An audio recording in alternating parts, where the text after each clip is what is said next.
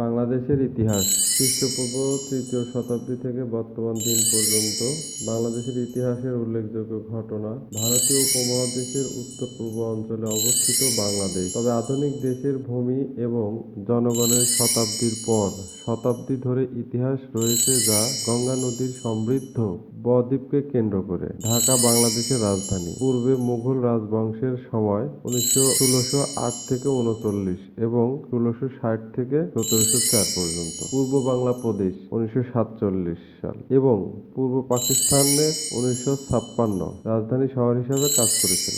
বাংলাদেশের ভূমি মূলত ভারতীয় উপমহাদেশের উত্তর-পূর্ব অংশে পদ্মা যমুনা নদী দ্বারা গঠিত একটি বদ্বীপ। পশ্চিমে বন এবং কেন্দ্রে অসংখ্য জলধারা দ্বারা সুরক্ষিত, ফলে এটি দীর্ঘকাল ধরে উত্তর ভারতীয় সমভূমির ওপরে দুর্গম সীমান্ত ছিল এবং তাই এটি একটি স্বতন্ত্র আঞ্চলিক সংস্কৃতির আবাসস্থল ছিল। প্রাথমিক যুগে এই অঞ্চলে বেশ কয়েকটি স্বাধীন রাজ্যের বিকাশ ঘটেছিল, যার মধ্যে ছিল বাংলা। 1400 শতাব্দীতে শামসুদ্দিন ইলিয়াস শাহ এই রাজ্যগুলির অনেকগুলিকে একত্রিত করার ক্ষেত্রে গুরুত্বপূর্ণ ভূমিকা পালন করেছিলেন। মুঘলরা আরও অঞ্চল যুক্ত করে, যার মধ্যে রয়েছে বিহার এবং উড়িষ্যা।